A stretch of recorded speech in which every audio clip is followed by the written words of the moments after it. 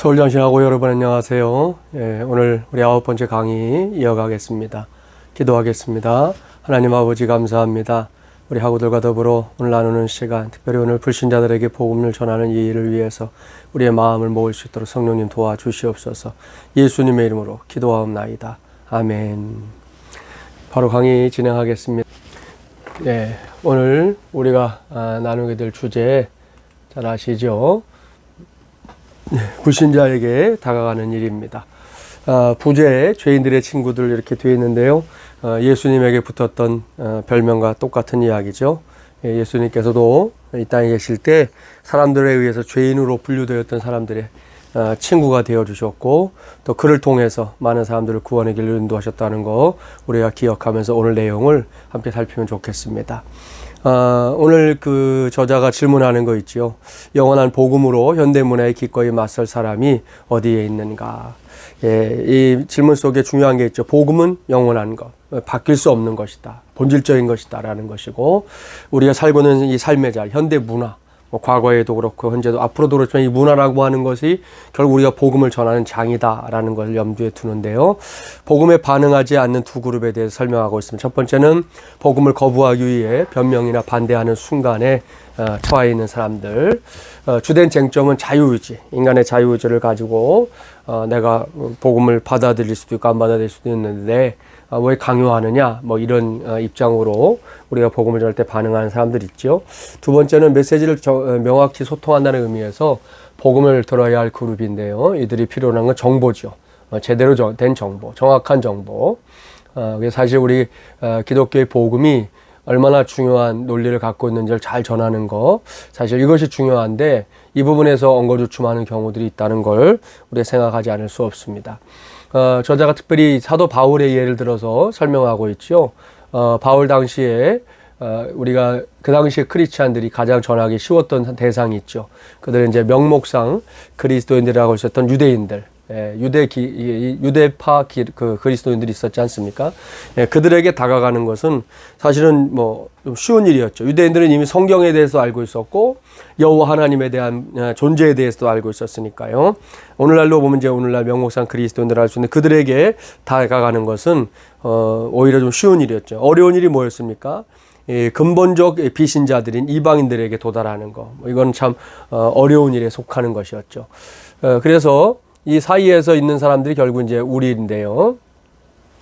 거듭난 그리스도인들이 이 사이에 놓여 있는데, 오늘날에도 당시에도 그랬고, 사실은 명목상인 사람들에게 다가가는 걸 더 선호하고, 근본적인 비신자들은 우리와 관계없이 여기는 일들이 많다는 거죠.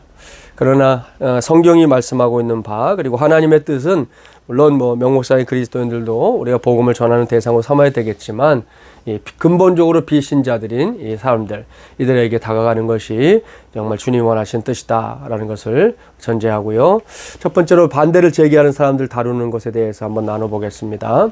대부분의 사람들은 다정한 증인과의 개인적 만남에서 복음의 진리를 대면한 적이 없다. 무슨 말이냐? 예수를 안 믿게 된 상황에서 자라가는 것과 예수를 믿게 된 상황에 자라가는 건 다른 거거든요. 저의 경우는 중학교 3학년 때 교회를 처음 갔으니까 친구 따라서, 물론 아주 어려서 잠깐 간 적이 있지만 기억이 없고요. 중학교 3학년 때 교회를 갔을 때 교회의 문화는 제게 굉장히 낯설고 좀 충격적인 문화였던 거죠. 이미 교회에서 신앙생활 하고 있는 사람들은 예배라는 게 당연하고 찬송 부르고 기도하는 거, 설교 듣는 거 다 당연하지만, 그렇지 않은 이 세 가족의 입장에서는 그 모든 게 낯설고 불편한 남의 옷처럼 느껴진다는 거죠. 그런 입장에서 살고 있던 사람들에게는 누군가 정말 다정하게 다가와서 복음의 진리를 전해주는 일들 정말로 없다는 거예요. 없다고 말할 수도 있다는 거죠. 평생 못 듣고 세상을 떠날 수도 있는 것이죠. 객관적으로 매체를 통해서는 교회에 대해서 알고 예수님에 대해서 알 수는 있지만, 누군가 직접 개인적으로 나에게 와서 말해주는 경우는 매우 드물다 말할 수 있습니다. 대부분의 영적인 문제들에 대해서 궁금해하는 사람들은 그렇죠. 사람이라는 존재가 비극적인 사건들이 일어났다든지, 이번에 코로나19 같은 경우도 예수 믿는 사람들만 질문하는 게 아니라 예수 안 믿는 사람들도 질문이 있는 거죠. 왜 세상이 이렇게 될까? 왜 이런 일들이 연거푸 이어질까? 이런 것들 말이죠. 사이비 종교 집단이나 또 정신적인 상담 전화 등등에 대해서 굉장히 궁금함을 가지고 있는 것을 확인할 수 있다는 거죠. 누군가가 반대할 때는 복음에 대한 지식을 가지고 거절하는 것인지, 그러니까 복음을 알면서도 거부하는 건지, 아니면 아예 무지하거나 잘못된 정보 때문에 그러는 건지를 잘 파악할 필요가 있다는 것입니다. 요즘에 코로나 때문에 신천지와 우리 기성교회를 착각하는 사람들이 있어서 거기에 대해 적극적으로 변화해야 될 순간들이 있는데요. 또 최근에 빛과 진리 교회라고 하는 합동측에 속한 한 교회가 또 여론을 타면서 아주 참 우리를 곤혹스럽게 만드는 일들이 있지 않습니까? 아무튼 이런 것들에 대해서 어떤 생각을 갖고 있는가, 그것을 우리가 잘 파악하고 다가갈 필요가 있다라는 것입니다. 많은 반대가 있지만 대부분 위장이라는 거죠. 위장. 지능적인 변명으로 가장해서 하나님께 자발적인 헌신하는 주된 문제를 제쳐놓으려는 시도다. 그러니까 뭐 궁극적으로 이유는 특별히 없고 그냥 하나님을 거절하는, 그냥 싫은 거죠. 예, 그래서 겉으로 뭐 이런 명분 저런 명분. 제일 많이 말하는 게 목사가 이제 전도하면 그런 분들이 있죠. 아, 목사님 좋은 말씀 잘 들었습니다. 생각해 보겠습니다. 예, 저는 뭐 이거 별로 생각하고 싶습니다. 이런 이유로 이야기하지만 그것이 굉장히 지능적인 변명일 때가 많다라는 겁니다. 마이클 그린의 초대교회 전도에 실린 2세기의 길거리 전도자와 한 무리의 철학자들 이야기 읽어보시면 좋을 것 같아요. 거기에 보면 이 코끼리는 덩치도 큰데 날개도 주지 않으면서 모기는 그 조그만 녀석에게 날개까지 준 이유가 도대체 뭐냐, 이런 질문을 하는 철학자들이 있었다는 거죠. 그런 질문에 사람들이 빠져들면 답을 찾지 못해서 헤매는데, 이것은 대부분이 전도자들을 당황시키려고 하는 의도가 있다는 거죠. 그런 의도로 말하는 것이기 때문에 거기에 빠지지 말고 저자의 입장에서는 오히려 더 복음을 전하는데 진지하게 다가갈 필요가 있다. 그게 그렇게 중요한 일이 아니다라는 걸 전제하고 말입니다. 오늘 우리 시대에도, 우리나라에도 대표적인 예가 있죠. 저도 많이 들어본 거지만, 이순신 장군 구원받았습니까? 이런 이야기들. 이게 정말 궁금해서 물어보는 게 아니라 전도자들을 당황시키거나 그들의 말문을 막으려고 하는 그런 시도인 것이죠. 이런 것들을 우리가 한번 생각해 봐야 되는데, 이순신 장군 구원에 대해서 여러분 어떻게 생각하십니까? 로마서의 말씀에 보면 분명히 기록하고 있죠. 이순신 장군은 예수님을 만났던 시대의 사람이 아니니까요. 예수님을 믿느냐 안 믿느냐가 구원의 이유는 아닙니다. 그 시대에는 하나님께서 사람들에게 심어주신 양심의 법이 있다, 로마서 말씀하고 있는데요. 그 법에 의한 것이 하나님의 심판의 기준임을 말씀하고 있다는 거, 그것을 이야기해 주면 되는 것이죠. 그래서 어떤 대답도 못하는 상황에 처할 것이 두려워서 축구전도를 싫어하는 사람들이 있다고 하는데요. 오늘 교재에서는 어떤 학생을 얘기하지만 사실 한국교회 성도들 대부분이 같은 생각을 갖고 있죠. 내가 대답을 하지 못해서 나는 전도 안 하겠다, 이런 생각 말입니다. 근데 성경은 우리가 모든 질문에 대답해야 한다, 그렇게 말하지 않습니다. 대답해야 할 것은 알고 싶어하는 모든 것을 말하는 것이 아니라 알아야 할 모든 것을 의미하는 거라는 거죠. 상대방이 알고 싶어하는 걸 내가 다 알아야 되는 게 아니라 이 사람들이 꼭 알아야 돼. 복음의 핵심, 그 메시지를 아는 것이 더 중요하고, 그거에 대해서 우리는 대답해 주면 된다. 그래서 반대를 다루는 4가지 원리를 설명하고 있죠. 첫 번째, 복음에 집중된 대화를 계속하는 동안 반대를 잘 인식하라는 거죠. 뭘 반대하고 있냐. 아까도 그랬죠. 이것이 복음 자체에 대한 거부감이냐, 아니면 기독교가 보여주었던 어떤 모습이나 혹은 잘못된 그 기독교에 대한 정보 때문에 이 사람이 반대하는 것이냐, 이걸 잘 파악할 필요가 있다는 것이죠. 그러면서 우리가 기억할 게 있어요. 성령께서 우리를 안내해 주신다. 그분을 신뢰하라. 제가 그 대구에 있는 아버님 전도한 이야기 한번 했었던 것 같은데요. 그분을 전도하러 갔을 때 성령께서 역사하신 걸 체험했거든요. 그 공간 안에 아버님과 나만 있는 것처럼 그렇게 아주 너무 분명하게 느껴졌던 그런 순간들, 그것이 결국 성령의 역사하시는 통로가 됐거든요. 이런 것들을 우리는 분명히 믿을 수 있어야 된다는 거죠. 세 번째, 복음 자체가 많은 정직한 질문에 답할 수 있다는 것을 우리는 확신해야 됩니다. 그래서 우리는 복음에 대한 확신을 갖는 것, 그게 굉장히 중요하죠. 오늘 영상은 조금 깁니다. 그래서 오늘 좀 앞에 강의를 조금 일찍 평소보다 조금 마무리하고 영상을 붙여드릴 건데, 그 영상은 이제 제가 우리 예랑제 때 설교하는 내용입니다. 매년 이제 예랑제를 통해서 제가 복음을 전하는 일을 한다고 그랬지 않습니까? 근데 조금 긴데, 이 내용이 여러분이 참고했으면 좋겠다 싶은 것도 여러 가지가 들어있기 때문에 한번 보여드리려고 하는 거니까, 여러분들 한번 참고해서 보시면 좋을 것 같고요. 중요한 것은 복음 안에 우리의 답이 있다라는 것에 대한 확신입니다. 네 번째, 만일 당신이 적절한 태도를 유지한다면 그렇게 많은 반대들이 일어나지 않을 것이다, 그랬어요.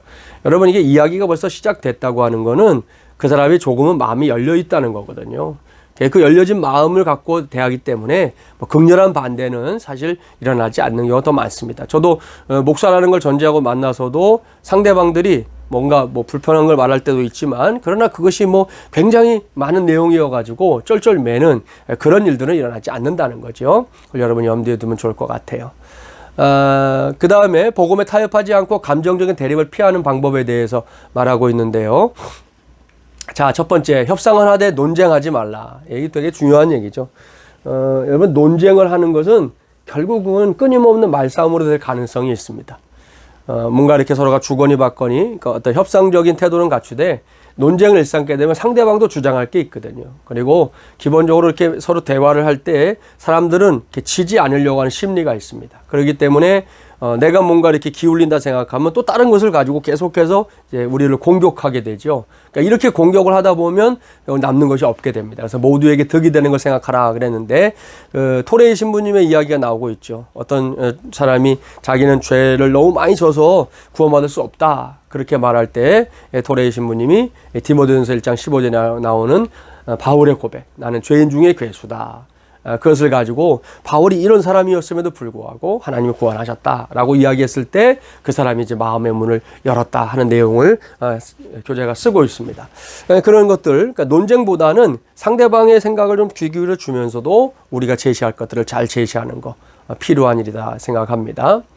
두 번째는 감정적인 대립을 피해야 된다는 거죠. 싸움이 되는 순간 이미 진 것이라는 것을 우리는 기억해야 됩니다. 그러면 이게 복음 전하는 사람이 싸움을 해버리면 그건 전도는 끝이에요. 아무리 좋은 말씀, 뭐 정말 하늘에 둘도 없는 말씀을 전해도 싸움이 딱 되어버리면 그것은 이미 진 겁니다.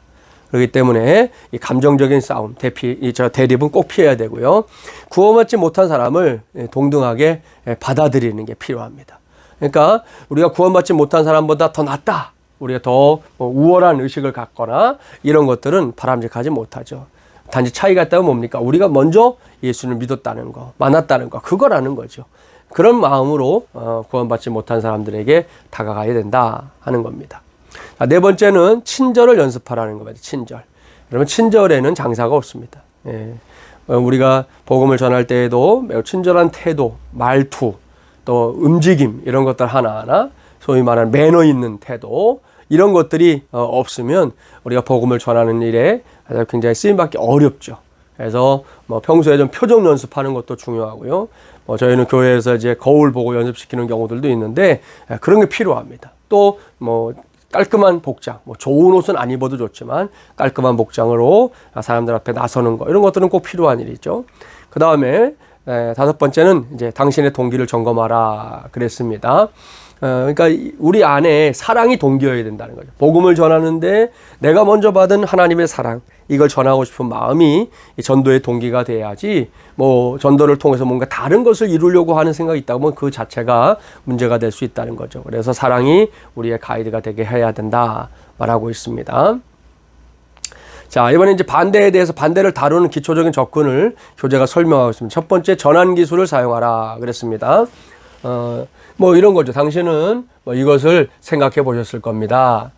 이런 표현들을 통해서 우리가 상대방이 갖고 있는 생각들을 한번 확인해 볼 수 있도록 하는 건데요. 대부분의 사람들, 아까도 말했지만 영적인 문제들에 대해서 어떤 생각을 하고 있거든요. 그 생각을 터치해 주면 그것이 이제 어떤 이 반대하고 서로 이렇게 부딪히는 상황을 좀 반전시킬 수 있는 일이 된다는 거죠. 그래서 반대를 질문으로 전환해 보는 것도 좋은 방법입니다. 질문은 일어난 반대를 다루어야 한다. 무엇을 물을지 확실하지 않다면 어떻게 해야 된다고요? 당신은 언제 이것을 믿기 시작했습니까? 왜 믿기 시작했습니까? 이런 일반적인 질문으로 대체가 가능하다. 그리고 세 번째, 그 사람의 질문에 답하는 것도 필요하죠. 질문할 게 있을 거 아니겠습니까? 반대하는 사람이니까. 거기에 대해서도 우리가 아까도 말했지만 차분하게, 뒤에 나오지만 우리가 차분하게 대답해 줄 필요가 있고요. 그리고 복음 제시는 계속 해야 됩니다. 우리 교재 376쪽을 제가 참고하라 해놨는데요. 거기에 보면 이런 게 있죠. 교회는 위선자들로 가득 차 있습니다. 난 그런 거 필요 없어요. 이런 사람이 있어요. 그러니까 교회에 오면 다 천사인 줄 알았더니 천사가 아니더라, 뭐 이러는 거죠. 그때 뭐 전환하는 건 이런 거죠. 확실한 생각이 있으시군요. 저도 교회에 위선이 있다는 것에 동의합니다. 그리고 예수님도요, 성경을 보면 그런 위선에 반대하시고 또 경고하셨습니다. 그러면서 질문을 바꾸는 거죠. 제가 질문 하나 드려볼까요? 진정한 그리스도인은 그럼 어떤 사람일까요? 그럼 이제 일반적인 대답이 있을 겁니다. 판단하지 않은 채 선한 삶을 사는 등의 사람이겠죠? 그렇게 이야기할 때 우리가 대답해 주는 거죠. 진정한 그리스도인이 어떤 사람인지 아는 유일한 방법은 성경이 무엇이라고 말하는가를 보는 것입니다. 하면서 우리가 이제 복음으로 안내해 가는 방법. 이런 것들이 이제 복음을 제시하는 방법이다 말하고 있습니다. 그러니까 여러분들이 이 교재에 있는 걸 참고해서 아무튼 여러분이 만나게 될 사람들, 아는 사람들이라면 또 그 사람이 어떤 그 생각을 평소에 갖고 있는지 파악을 잘 해뒀다가 거기에 적절한 답을 해주는 것으로 또 복음을 제시해 가는 것도 방법이 되겠다 생각합니다. 자, 큰 두 번째, 사이비와 다른 종교인들을 또 어떻게 할 것인가. 그 캘리포니아에 있는 영적 사이비 연구소에 이 브룩스 알렉산더가 이 사이비를 정의한 내용이 교재에 있습니다. 첫째, 사이비 종교는 구원에 대해 잘못되거나 부적절한 기초를 가지고 있다. 다시 말해 구원론이 잘못됐는데 이것은 잘못된 기독론에서 나온다. 여러분, 대부분의 그 사이비 종교들, 지금 예를 들면 신천지도 마찬가지죠. 구원론이 잘못됐죠. 여러분, 이만희를 믿는 게 어떻게 우리가 구원받는 게 되겠습니까? 결국 이만희를 그리스도라고 생각하는 거거든요. 그러니까 잘못된 기독론에서 잘못된 구원론이 나오고 그것이 결국은 이 사이비 종교의 기반을 이루고 있는 거죠. 하나님의 교회도 마찬가지입니다. 안상홍이 하나님이에요. 성부 안상홍, 성자, 예수님, 그 다음에 성령, 여러분 이렇게 이야기하는 이것에 대해서 지금 이제 오히려 안상홍에서는 뭐라고 말합니까? 어머니 하나님까지 말하고 있지 않습니까? 이게 잘못된 기독론으로부터 모든 구원론들이 나온다는 것을 우리가 생각해 봐야 되겠다는 것이죠. 두 번째, 자, 사이비 종교는 권위에 대한 잘못된 기초 위에 있다는 거죠. 성경적인 기독교는 하나님의 말씀인 성경의 근거에 세워졌다. 반면에 사이비 종교는 다른 권위자들, 이게 사람에게 기초를 두고 있는 거예요. 사람에게. 지금 우리 신천지 이만희 금방 얘기했지만 그런 거죠. 이 교재에서는 메시아적인 인물인 데이비드 코렛이 얘기를 하고 있는데요. 이 코렛이라는 사람 중에 사진에 나오는 사람인데요. 다윗교라고 하는 종교의 교주였습니다. 이 사람은 아마겟돈 전쟁을 준비한다면서 텍사스주의 웨이코에 있는 다이파 본부에 수많은 총기와 탄약을 비축했습니다. 1993년 2월 28일에 압수수색이 이제 총격전으로 이어지면서 무려 51일, 거의 2달간 대치하다가 그 건물에 발생한 화재로 코레시를 비롯한 성인 55명, 또 28명의 아이들이 사망하는 대참사가 벌어지게 됩니다. 하여튼 이런 사람들에게 이렇게 탐닉하고 빠져드는 사람들, 그리고 몰몬의 책이나 갑진진주와 같은 다른 저술도 찾는 사람들을 사이비 종교다. 이렇게 브룩스 알렉산더는 정의하고 있습니다. 그러면서 저자가 우리에게 강조하는 게 있죠. 사이비 종교는 교회의 미지급 청구서임을 인정해야 된다. 우리가 아직도 해결하지 못한, 우리가 청구받은 것지만 아직도 지급을 해결하지 못한 거라는 거죠. 사이비 종교를 외면하거나 나 몰라라 하면 안 되는 이유, 거기에 있다는 것을 우리가 기억해야 되겠습니다. 그래서 사이비나 다른 종교인들에게 증거하기 위한 원리들을 좀 살펴보려고 하는데요. 첫째는 가능한 언제든지 이런 사람과의 관계에 집중하라 그랬습니다. 여러분, 우리가 그런 거 있죠. 처음에 저도 그랬습니다. 처음에 예수님을 믿게 되면 내 주변에 예수 믿는 사람이 많은가요? 예수 믿지 않는 사람이 많은가요? 예수 믿지 않는 사람이 많습니다. 그렇죠? 예. 그런데 세월이 흘러요. 세월이 흐르게 되면 점점 내 주변에 예수 믿는 사람들이 많아지고요. 예수 믿지 않는 사람들은 자꾸만 줄어들죠. 어쩌면 지금 교회에 다니는 성도들에게 주변에 예수 믿지 않는 사람들 있습니까? 그러면 없는데요? 이렇게 말할 사람이 아마 더 많을 겁니다. 예, 그게 우리 현실이거든요. 그렇기 때문에 우리는 언제든지 예수 믿지 않고 있는 사람들, 그래서 사이비든지 혹은 다른 종교인든지 간에 그들과의 관계도 놓치지 않는 게 굉장히 중요하다는 거죠. 그래서 이 선행된 교제가 있을 때 결국 그것이 관계 전도로 이어지게 된다는 걸 우리가 기억해야 되겠다는 것이죠. 저 같은 경우는 한 6년 전인가요? 제가 초등학교 동창들이 이제 밴드를 통해서 어떤 친구를 찾아오는 바람에 수십 년 동안 잊고 살았던 초등학교 친구들을 지금 6년째 비정기적으로 1년에 한 서너 번씩 이렇게 만나고 있습니다. 제가 그 모임을 가는 이유가 두 가지인데요. 첫째는 이제 그 친구들이 다 우리에게 전도의 대상이기 때문에 갑니다. 가서 만나보니까 그 중에는 저를 전도했던 친구도 있는데 지금은 신앙생활 안 하고 있거든요. 그러니까 그런 친구들, 아무튼 이 친구들이 다 제게는 전도를 해야 될 대상이기 때문에 제가 가고요. 또 하나는 이제 초등학교 친구들이다 보니까 그냥 만나면 뭐 이렇게 따지고 묻고 이렇게 할 게 없는 거죠. 굉장히 편안한 만남입니다. 단 이제 그 친구들이 이제 세상에 있는 친구들이다 보니까 만나면 꼭 이제 뭐 밥 먹으면서 밥만 먹는 게 아니라 술 먹고요. 담배 피우고 뭐 이러잖아요. 목사로서는 굉장히 불편하긴 하지만 그러나 제가 뭐 그 자리에 기쁘게 갑니다. 그리고 제가 그렇게 오는 거에 대해서 이 친구들이 이미 목사가 이런 자리에도 나온다는 거에 대해서 굉장히 또 열린 마음들을 가져줍니다. 얼마 전에도 모임이 있었는데 그 친구들에게 이야기해 줄 수 있는 것들이 있더라는 거죠. 궁금해서 물어보기도 하고 우리 신앙에 대해서 묻기도 하고 이번에 한 친구가 부활에 대해서 물었어요. 부활에 대해서 제가 설명을 했는데 하여튼 그런 것들이 계속 이게 맺고 있는 관계를 통해서 이루어지니까요.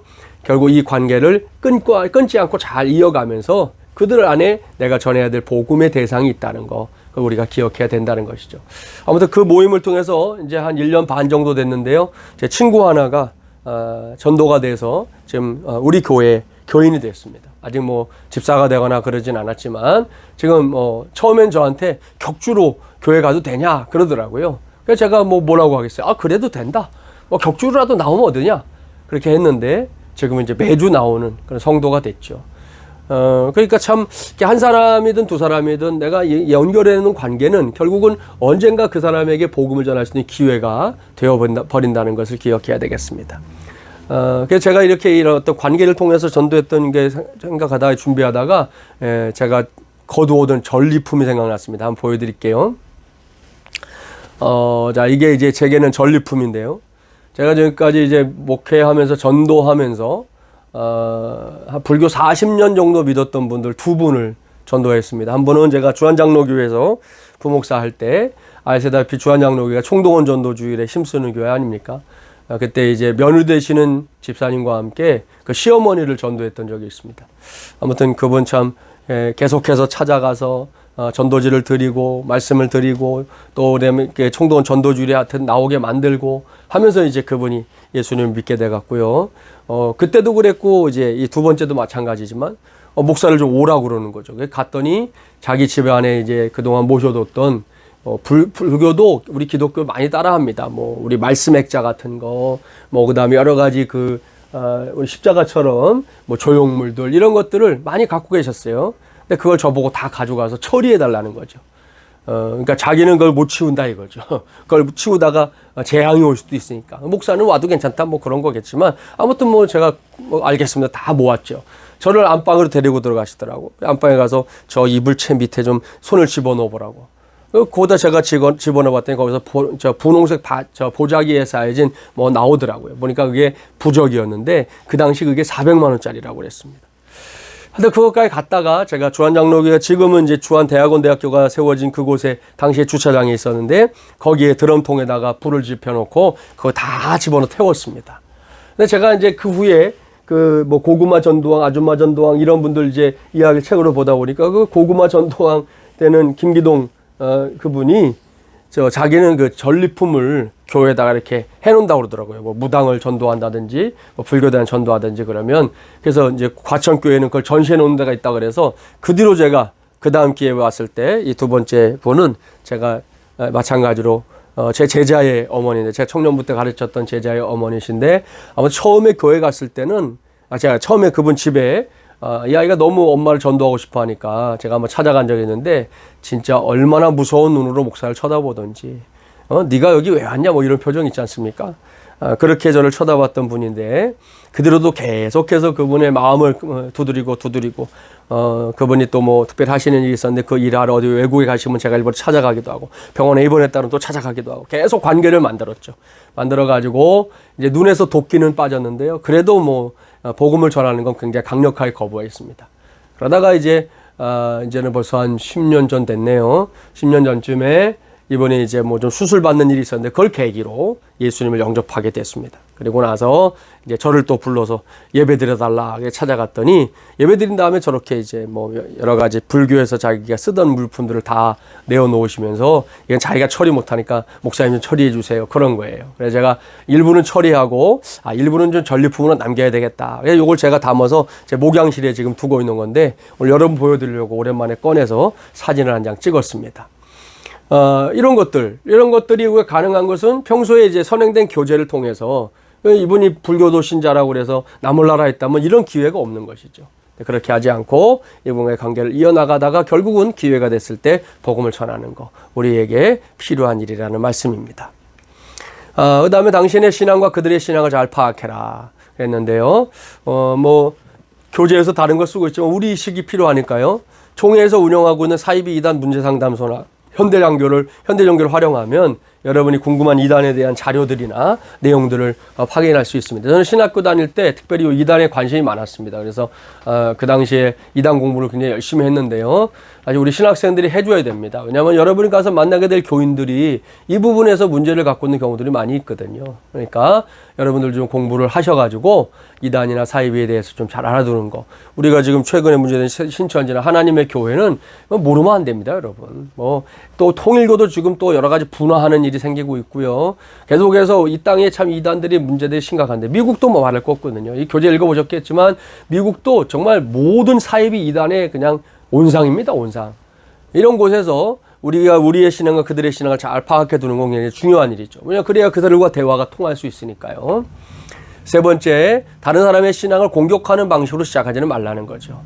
친밀한 관계를 형성하면서 그 집단에 대해 할 수 있는 모든 것을 확인함으로 증거를 시작해야지 공격하면 벌써 마음이 딱 다칩니다. 마음은 다치면 아무리 좋은 천하의 둘도 없는 소리를 해도 듣지 않습니다. 이건 조심해야 될 부분이고요. 우리 그동안 공부했었던 당신 자신의 간증을 나누는 거 필요하죠. 특별히 이단이나 타종교 경험자에게 아주 효과적인 방법입니다. 내가 이단으로부터 나왔다니 타종교로부터 경험했던 사람들 나온다 그러면 뭐 무당이었다가 예수 믿고는 그 사람이 전도하면 얼마나 전도가 잘 되겠습니까? 요즘에 심선미 성도라고 하는 분이 유튜버나 이런 데 찾아보면 나오는데요. 그분도 그야말로 무당으로 평생을 살다가 주님 만나고 지금 얼마나 신앙생활 열심히 하는지 모릅니다. 놀라운 은혜를 경험하고 있죠. 이런 사람들의 간증은 똑같은 무당들에게는 엄청난 힘을 발휘한다는 것을 알 수 있습니다. 다섯 번째, 죄의 실제와 구주의 필요성에 특별히 언급하면서 복음을 분명히 설명하는 것.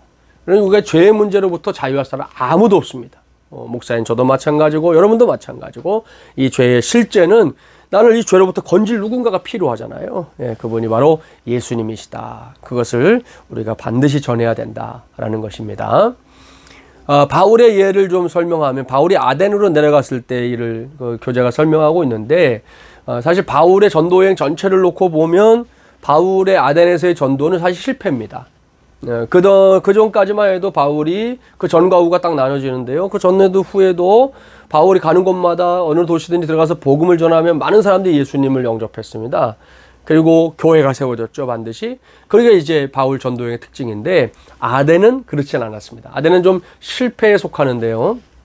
근데 아덴을 여기서 저자가 아마 예로 드는 것은 그것이 이제 그야말로 많은 어떤 종교성을 가진 사람들의 그 도시였기 때문에 그 도시를 예로 들고 있다 생각하는데요. 그런 점에서 우리가 이 바울의 예를 살펴보면 될 것 같습니다. 아무래도 아테네, 그리스의 수도죠. 우상이 가득한 도시였고 오늘날로 말하면 종교 다원주의가 만연했던 정말 그야말로 만신전이죠, 만신전. 모든 게 신이다. 뭐 곳곳에는 다 신을 섬겼던 그런 곳이었죠.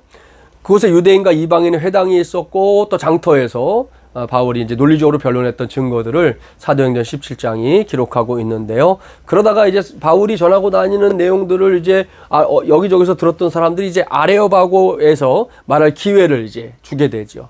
그곳에서 이제 바울이 메시지를 시작하는데 이런 메시지를 얘기합니다. 너희가 범사에 종교심이 많도다. 공통점을 만들려고 하는 거죠. 너희들만 종교심을 갖고 있는 게 아니고 나도 가지고 있다. 이제 이런 말이거든요. 그러면서 이제 설명하다가 뭐가 나오냐면 알지 못하는 신에게라고 하는 그런 우상도 내가 봤다. 신상도 봤다. 말합니다. 여기서 뭐냐. 그들의 잘못을 제시하면서 진리로 이제 옮겨가려고 하는 발판이었는데요. 그러니까 뭐 아시죠? 그리스 로마 신화에 수없이 많은 신들이 나오는데 신들의 이름을 붙이다 못해서 나중에는 이름이 없으니까 알지 못하는 신 이렇게 이름을 지었다는 거죠.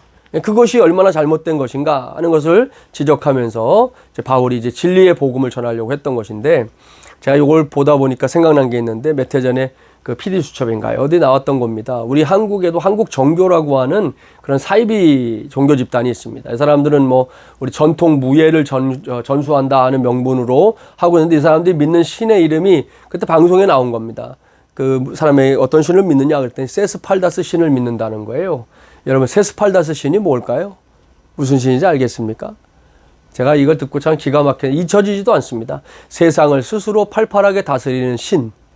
예, 그게 세스팔다스 신입니다. 그런 신을 자기들이 믿는다 그러는데 그때만 해도요 굉장히 많은 사람이 믿고 있었어요. 지금은 어떤지 모르겠습니다. 하여튼 이런 정말 어이없는 일들이 세상에서 벌어지고 있는데요. 예, 바울이 이제 그걸 이야기하면서 창조주 하나님, 그러니까 그 당시에 그리스 로마 시대에도 그 사람들도 창조의 어떤 신, 절대자가 있다는 걸 생각했으니까요. 그 창조주라고 하는 일반적인 용어로 하나님의 이야기를 시작하면서 결국 이제 예수님의 십자가 부활을 설명하게 되는데요. 이 이야기를 마칠 때 반응이 세 가지로 나뉘게 되죠. 그걸 믿게 된 사람, 손으로 꼽을 만큼밖에 안 됐고요. 거부하는 사람들, 말도 안 돼, 웃긴다. 그 다음에 호기심으로 다음을 다시 한번 만나면 좋겠다. 이런 사람들이 이제 나오게 되는 걸 확인할 수 있죠. 그래서 이런 이제 반응들을 여러분이 확인해 보면 우리도 복음을 전하면서 아무튼 끝까지 전하다 보면 이제 결국 믿게 되는 자가 나오는가 하면 거부도 당합니다. 그리고 호기심의 기초에서 또 다음을 이야기하는 사람들도 만날 수 있는 거죠. 그래서 여러분들이 아무튼 이런 면에 있어서 우리가 복음을 전하는 일에 관심을 가져야 되고 고린도 전서 말씀을 읽어보면 그리고 사도행전을 계속 읽어보면 알 수 있는데 이때 바울이 좀 나름대로 충격을 받았다는 걸 확인할 수 있습니다. 왜냐하면 바울이 어느 도시를 들어가든지 가면 우선 조금 아까 말한 것처럼 유대인이나 이방인들 회당을 찾아다니면서 복음을 전하는 일을 먼저 했는데요. 바울이 아덴에서의 전도를 마치고 간 곳이 고린도입니다. 그래서 고린도전서에 그때의 내용이 나오는데 내가 너희 가운데 들어갈 때에 처음 들어갈 때만 만약에 들어갈 때 두렵고 심히 두렵고 떨렸다. 왜요? 실패에 대한 아픔이 있는 거죠. 여러분 자주 실패하는 사람은 한 번 더 실패하는 게 큰 문제가 아닐 수 있습니다. 그런데 승승장구하던 사람이 실패하면 그 여운이 오랫동안 가게 되는 거죠. 바울이 그때 충격으로 인해서 고린도에서는 처음에 복음을 전하는 이렇게 뭐 회당이나 이런 곳에서 사람들이 많이 모이는 곳에 가서 하지 않습니다. 그리고 무슨 기록이 나오냐면 18장 1절 이하에 보면 바울이 이제 텐트 메이커였잖아요. 장막 만드는 일. 그 업을 하게 되는데 그 업을 하면서 만난 사람이 누구냐? 아골라와 브리스길라 부부입니다. 그 부부를 이제 만나서 같이 이제 직업이 같으니까 동종 업종에 이제 종사하면서 만나게 되는데 그들과 같이 일하는 과정에서 사람들 많은 곳에 가서 복음을 전하는 일에는 위축돼 있었지만 그래도 가까이 있는 사람들에게 복음을 전하게 되는데 놀랍고 감사하게도 아골라와 브리스길라가 바울이 전하는 복음을 받아들입니다. 그래서 이제 그 이후로 이제 평생 동안 바울의 좋은 동역자가 되는데요. 그들을 힘입어서 다시 바울이 이제 전도의 전선에 나서서 복음을 전하게 되는데 고린도 전서를 보면 바울이 이제 아덴에서 자기가 왜 실패했는지 확인했다는 걸 알 수 있어요. 아덴에 내려가서 전할 때는 아덴이 이제 뭐 물론 우상의 도시이기도 했지만 아시는 대로 철학의 도시 아닙니까? 바울이 전하는 메시지 중에 보면 철학적인 얘기들이 나옵니다. 그도 그럴 것이 바울이 자랐던 곳이 길리기아 다소인데요. 그 다소라고 하는 곳은 어떻습니까? 이미 헬라와 그리스 문화에 이렇게 준비되어 있던 곳이죠. 그러니까 바울이 나름대로 이 유대교에 대해서만 알았던 것이 아니고 철학에 대해서도 알았던 거죠. 그런 접근을 가지고 나름대로 자기가 아는 지식으로 우리식으로 말하는 철학적으로 접근했는데 그 접근이 사실은 바울은 그렇게 하면 더 잘 될 거라 생각했지만 현실은 그렇지 못했다는 거죠. 그래서 고린도서 1장 이하를 읽어보면 무슨 말이 나오니까 내가 그리스도의 십자가를 전하는 것 외에는 다른 것을 전하지 않겠다. 다시 마음 먹습니다. 바울이 전했던 십자가 부활의 복음이 어디를 가서든 그것이 능력을 발휘했는데 아덴에서는 이제 그것을 한 걸음 뒤로 물러서서 저들을 물론 전도해 보겠다는 마음으로 철학적인 접근을 했지만 그것이 오히려 그들을 구원으로 인도하지 못하는 길이 됐다는 것을 바울이 경험했다는 걸 고린도전서와 함께 읽어보면 이해가 됩니다. 그리고 같이 한번 읽어보면 좋을 것 같아요. 자, 큰 세 번째 가보겠습니다. 세상 사람들에게 이제 도달하는 거. 이거 이제 아예 정말 비신자들, 혹은 불신자, 혹은 무신론자들 이런 사람들이죠. 교재가 얘기합니다. 증거가 없는 것보다 어떤 증거가 있는 것이 낫다. 우리식으로 말하면 전도 나가면 있고 안 나가면 없다 이거죠. 아시죠? 이거 보면 중요한 구호입니다. 여러분 나가면 전도가 안 될 것 같아도 누군가가 있습니다. 근데 안 나가면 아무리 많은 사람이 내가 전도해야 될 사람이 될지라도 그 중에 누구도 구원할 수 없는 것이죠. 그래서 전도 나가면 있고 안 나가면 없다. 이거에 대해서 저와 여러분이 다시 한번 마음을 세우면 좋겠고요. 특별히 이제 세상 사람들에게 복음을 전하는 것이기 때문에 물론 아까 사이비 이단들도 그런 유형이 될 수 있긴 하지만 더더욱 기독교 변증, 이 변증에 굉장히 중요한 과제가 있는 것이죠. 그 변증을 배우려면 제가 소개할 것은 존 스토트 목사님의 저서를 참고하는 겁니다. 존 스토트 목사님이야말로 정말 20세기 최고의 기독교 변증가다 이렇게 꼽죠. 이분의 책은 정말 여러분 신학생 때 많이 읽으셔야 돼요. 순전한 기독교 비롯해서 여러분 읽을 책이 참 많습니다. 꼭 읽기 바라고요. 자, 밀러가 말하는 우리가 직면한 문화적 변화에 대해서 몇 가지를 얘기할 수 있는데 첫 번째는 종교개혁 시대부터 1950년대까지는 그것의 시대, 그것. 예, 나랑 좀 관계없죠? 예, 저기 나 너머에 있는 어떤 것이죠. 1950년대부터 70년대까지는 당신, 바로 당신 너의 시대라는 거죠. 자, 그랬다가 80년대부터는 미의 시대입니다. 나르시스 아시죠? 자기의 아름다움에 취해서 결국은 세상을 떠나게 되는 사람인데요. 자기 자신에게 취해 사는 시대라고 하면 1990년대는 이제 우리의 시대, 위의 시대다. 예? 그래서 다문화 혹은 포스트 모던의 가치를 중요시하는 시대가 됐다는 거죠. 지금 우리가 사는 시대는 이 네 번째의 문화적 변화에 속한다 말할 수 있습니다. 그래서 세상 사람들이 이제 그리스도인들에게 반응하는 세 가지 우리 볼 수 있는 첫째, 그리스도인은 이것을 정말로 믿는가? 우리가 말하고 전하는 거 말이죠. 정말 믿는가? 그리스도인은 이걸 정말로 사는가? 전하는 것, 그 믿음을 살고 있는가? 이걸 본다는 거죠. 그리고 그것이 정말로 중요한가? 자, 이 세 가지 질문 정말 우리에게 굉장히 도전적입니다. 특별히 우리 사역자들에게 매우 중요한 일이라는 거 기억하시고 여러분 저와 여러분 그리스도인으로서 우리가 전하고 있는 걸 믿고 있는가? 이런 믿음의 확신 없으면 절대로 전해지지 않습니다. 여러분. 백날 천날 수고해도 그건 안 되는 것이죠. 그리고 이렇게 믿음을 갖고 살고 있는가? 우리 삶의 자리에서 믿음이 드러나는가? 예수 믿는 사람으로서 증거가 있는가? 이거죠. 그리고 그것이 정말로 우리 인생을 다 걸 만큼 중요한 것인가? 그걸 우리는 증명할 수 있어야 되겠다 하는 것입니다. 60년대에 세상 사람들은 교회가 너무 영적이어서 흥미를 잃었어요. 그 당시에는. 교회가 너무 영적이니까 그냥 다가가지 못했던 거죠.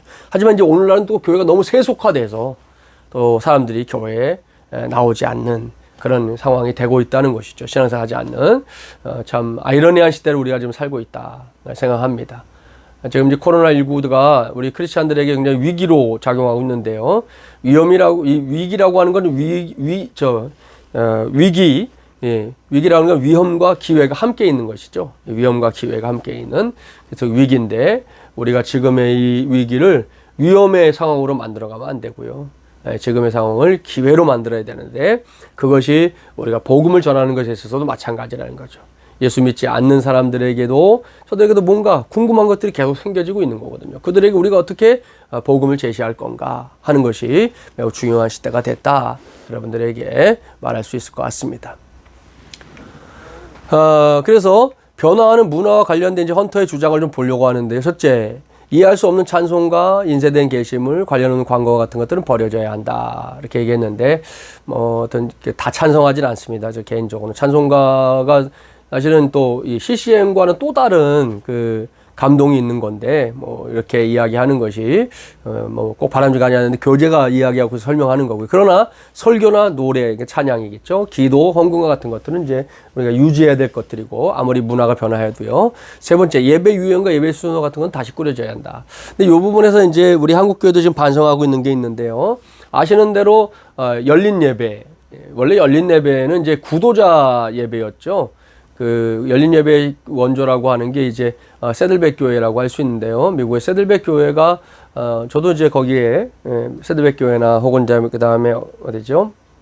비랄베스의 윌로우 크리 처치나 이런 데를 가보면 원래 이 열린 예배는 이제 구도자를 위한 예배, 아직 신앙생활 하지 않는 처음으로 복음을 저희가 교회에서 이제 하고 있다는 예랑제 같은 이런 순서 때 하는 거죠. 그런 시간을 통해서 이제 했던 거가 한국교회로 들어오면서 열린 예배라고 하는 이름으로 바뀌면서 기존의 예배를 좀 갈아엎고 거기에 이제 CCM 찬송들을 많이 부르고 이러는 예배로 그걸 열린 예배다. 근데 사실 뭐 예배가 열리고 닫히고가 우리에 의해 정해지는 건 아니죠. 그건 철저하게 하나님의 몫인데 아무튼 그런 식으로 해서 우리가 열린 예배를 꽤 오랫동안 몇십 년 동안 우리가 드려왔는데요. 그 열린 예배가 과연 한국교회를 변화시켰느냐? 그 열린 예배가 과연 한국교회를 성장시켰느냐 이렇게 물으면 그렇지 않거든요. 그러니까 최근에 반성이 일고 있어요. 오히려 전통적인 예배가 갖고 있는 영적인 힘이 따로 있다는 거죠. 그래서 뭐 이 부분은 교재가 쓰고 있어서 설명을 하지만 이거 자체가 뭐 꼭 철칙이다 이런 의미는 아니라는 거 여러분이 생각하면 좋을 것 같아요. 아무튼 우리 전통적인 예배를 잘 지켜나가면서 그 안에 또 물론 열린 예배의 장점을 잘 활용하는 거 그런 것들이 이제 목회자들의 몫이다 생각합니다. 그러면서 이제 교재는 버스트 세대는 이제 베이비 부모 세대 바로 뒷세대를 이야기한다 그러는데요. 우리는 X세대 같은 대상들이죠. 지금 이제 뭐 한창 젊은 사람들이라고 말할 수 있겠습니다. 과거에 비해서 덜 성별적인 사람들, 뭐 거룩한 이런 삶에 대해 관심은 없죠. 또 많은 사람들이 깨지거나 엮이는 가정 출신이기 때문에 감정적인 이슈들이 더 중요하게 여겨진다. 그렇게 말하고 있는데요. 아무튼 요즘 엮이는 가정들 많습니다. 뭐 홀아버지, 홀어머니의 가정, 이혼도 굉장히 많아졌고요.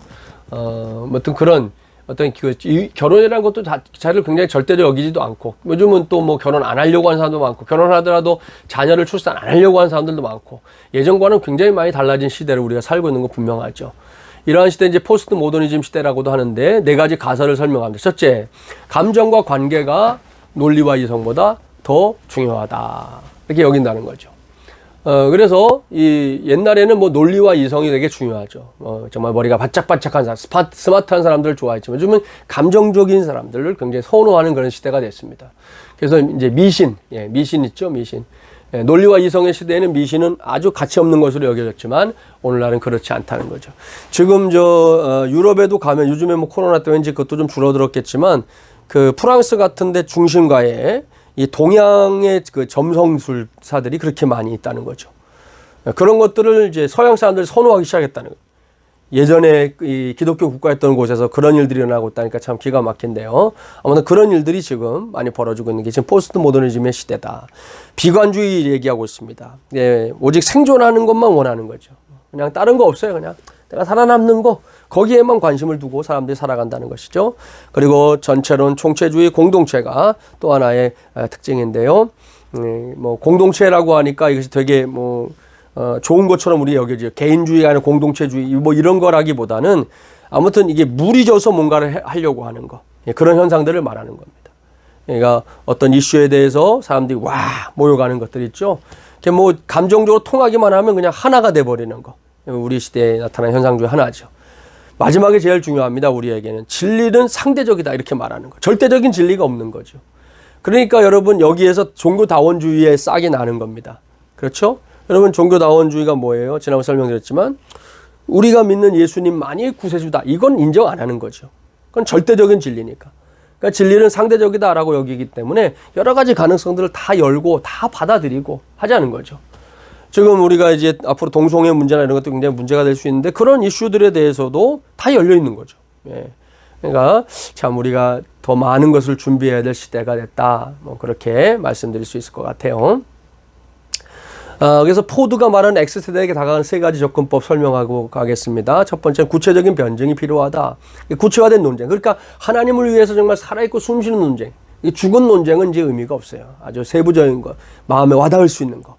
그러니까 그리스도인이 믿음을 증명할 수 있는가? 이건 말할 것도 없고 그리스도인이 믿음을 살 수 있는가? 그 믿음으로 살고 있는가에 대해서 관심을 가진 사람들이다. 그러니까 그들에게 그렇게 다가가야 된다는 거죠. 과정전도 얘기를 하고 있습니다. 오늘날의 질문은 하나님이 존재하는가 이게 아니라 어떤 하나님인가? 우리가 믿는 하나님에 대해서 하나님 존재 유무를 갖고 말하기 전에 하나님이 어떤 분이냐? 그걸 말하는 걸 더 선호한다는 거죠. 과정전도는 이제 시간이 지나면서 성육신적으로 일어나는 관계전도를 말한다. 요즘에 선교에서도 성육신적 선교라는 것이 중요한 시대가 됐거든요. 여러분 참고해야 되겠고요. 또 의도적으로 복음을 나누어야 된다는 거 기억해야 됩니다. 그다음에 중요한 게 이야기전도입니다. 이야기전도. 우리 자신의 이야기와 교차하는 방식으로 복음을 이야기하는 거 되게 중요합니다. 여러분 예수님의 설교도 이야기식이었다는 거 아시죠? 그것이 우리에게 참고가 돼야 되는데 오늘 제가 영상에 보여드릴 게 이제 뭐 이야기식 전도죠. 제가 어떤 주제를 가지고 이제 쭉 이야기를 끌고 가는 거니까 한번 참고하면 좋겠고요. 거기에 뭐 PPT, 동영상 하는 거 다 활용이 됩니다. 요즘 우리가 쓸 수 있는 것들이죠. 자, 이야기 전도에는 그러나 중요한 게 뭡니까? 복음의 본질적인 요소가 들어있어야 된다. 이게 핵심이에요. 복음의 본질적인 요소. 그걸 빼먹으면 이야기 전도가 될 수 없는 것이죠. 자, 적용 부분을 해볼까요? 제가 오늘 제시하는 건 뭐 교재는 다른 얘기하고 있지만, 우리 대한민국의 복음화 지도를 여러분에게 제시합니다. 여기서 빨간색은 9에서 18% 미만의 지역을 말하고요. 노란색까지 이제 4단계로 이렇게 나뉘게 되고요. 연두색은 18% 이상, 파란색은 30% 이상의 복음화율을 자랑하는 곳입니다. 결국 우리 경상도 쪽은 아주 뻘겋죠. 예, 거기는 옛날부터 하여튼 복음이 정말 필요한 곳으로 알려져 있고, 상대적으로 전라도 쪽이나 이쪽, 서울, 경기 쪽 이쪽은 좀 색깔이 오히려 더 전도 복음화가 좀 이루어진 것으로 보이고 있죠. 그러니까 이런 상황들을 염두에 둔다 그러면 우리가 지금 복음을 전해야 될 대상들이 얼마나 많이 있는가 한번 생각해 보라고 하는 의미로 여러분에게 이것을 보여드렸습니다. 이제 영상을 보려고 하니까요. 그 영상을 통해서 여러분이 함께 참고해 주시고 또 오늘 공부를 마무리할 수 있도록 하겠습니다. 2018 예량제에 오신 모든 분들 주님의 이름으로 환영하고 축복합니다. 오늘 제가 여러분에게 전하고 싶은 이야기의 주제를 좀 보려고 하는데요. 바로 이것입니다. 하나님은 당신의 목자입니다. 바로 이것인데요. 이 주제를 가지고 한번 우리 이야기를 시작을 해볼까요? 방금 말씀드린 대로 오늘 이 자리는 2018 예량제입니다. 우리 성도들은 아시지만 예량제는 예수사랑 축제의 줄임말입니다. 또 예수사랑 축제는 이렇게 설명하면 좋을 것 같습니다. 예수님께서 얼마나 당신을 사랑하시는지 그것을 이제 가르쳐 주는 축제, 이렇게 좀 의미를 지어보고 싶습니다. 이러한 사실에 주목하면서 저도 또 여러분도 오늘 축제를 함께 즐기시고, 오늘 또 끝나고 나면 맛있는 점심도 있습니다. 그냥 가지 마시고 또 점심 식사 나누면서 서로 교제하는 그런 시간들이 되시기를 바랍니다. 오늘은 우리의 축제가 즐겁게 진행되는데 도움을 줄 수 있는 동물 한 마리를 소개하려고 합니다. 그 동물은 조금 전에 성경을 읽을 때 등장한 양입니다. 엄청 실이 귀엽고 대단히 사랑스럽게 생겼죠. 자, 여기서 질문. 양은 홀로 사는 걸 좋아할까요? 무리 져서 사는 걸 좋아할까요? 1번 홀로, 2번 무리. 어떤 거죠? 2번. 잘 아시네요. 증거를 보겠습니다. 양다리. 되게 빠르다. 야, 저 잘 mon다. 그치, 왔다 갔다 하지, 저는. 멍멍이가 양 데리고 온다, 그치? 예, 양모리 개가 아주 신바람이 났죠. 예, 하도 그냥 정신없이 몰아대는 통에 약간 이 양떼의 그 형태, 무리의 형태가 좀 흐트러지긴 했습니다. 아무튼 양은 좀 일정한 무리를 이루며 사는 동물이다라는 것을 우리가 이제 알아두면 되겠고요. 그 양에 대해서 좀 더 알아보려고 합니다. 양을 다시 좀 만나보려고 하는데요. 예, 뭐 양인 거 모르는 분 없으시죠? 아주 순하게 생긴 양입니다. 이 녀석에게 매우 중요한 약점이 있다는 거죠. 예, 그것이 뭔지 보려고 하는데요. 양의 눈을 잘 봐주십시오. 양의 눈은 이 얼굴의 이 구조상 땅을 이렇게 대각선으로 보게끔 생겨 먹었습니다. 문제는 이 눈의 시력입니다. 대각선으로 이렇게 볼 때 약 90cm에서 100cm, 그러니까 1m 미만만 잘 보입니다. 여기까지는 잘 보여요. 근데 그 너머는 잘 보이지를 않습니다. 흐릿하고요. 우리의 눈까지 막 어른거리지 않습니까? 이게 양입니다. 그리고 양의 약점입니다. 그렇습니다. 양은 이렇게 큰 약점을 갖고 있는 동물입니다. 그런데 하나님의 성경을 쭉 구약부터 신약까지 읽어보면 이렇게 약점이 많은 양을 굳이 저와 여러분, 우리 인생에게 비유하고 있다는 거예요. 오늘 읽은 말씀만이 아니라 구약 성경 곳곳에 또 신약 성경 곳곳에 우리 인생을 양에 비유하고 있는데 그 이유가 뭘까요? 이것 때문입니다. 저와 여러분을 비롯한 모든 인생들이 한 치 앞도 내다볼 수 없다는 거. 바로 이건 말입니다. 옳습니다. 이 점이 하나님의 형상대로 지음받은 우리 인간과 시력이 매우 나쁜 이 양의 중요한 공통점이에요. 여기서 한 치 앞도 내다볼 수 없다는 거. 저는 오늘 그것을 두 가지 의미로 여러분에게 설명해 보려고 합니다. 첫 번째는 무서운 세상이라는 겁니다. 예를 들어 볼까요? 이게 무슨 사진일까요? 이건 한 연예 기획사에 다니는 직원이 사장님의 갑질로 펄펄 끓는 전골 냄비에 얼굴이 처박히고 있는 모습입니다. 사장은 재미로 그랬습니다. 이게 사람으로서 할 수 있는 말입니까? 말도 안 되잖아요. 정작 당사자는 이렇게 큰 화상을 입게 되었는데 말입니다. 이 직원은 사장을 고발했습니다. 무섭지 않습니까? 불행 중 다행일까요? 이건 우리나라가 아닌 일본에서 일어난 사건입니다. 하지만 우리나라도 이런저런 문제에 있어서 더 이상 안전지대가 아니라는 거 우리가 매일 경험하고 있지요. 이 사진에 나오는 사람 누군지 아마 알 겁니다. 윤창호 청년입니다. 군복무가 끝나갈 무렵 휴가를 나왔다가 음주운전 사고를 당해서 사경을 헤매다는 얘기 우리가 몇 주 전에도 한번 나눈 적이 있는데 지난 11월 9일에 그만 세상을 떠났습니다. 이 사건은 우리 사회 전체에 큰 경각심을 불러일으켰습니다. 국회는 법 제정을 약속했지요. 그런데도 그 법안에 서명했던 국회의원 한 사람은 자기가 음주운전을 또 했고요.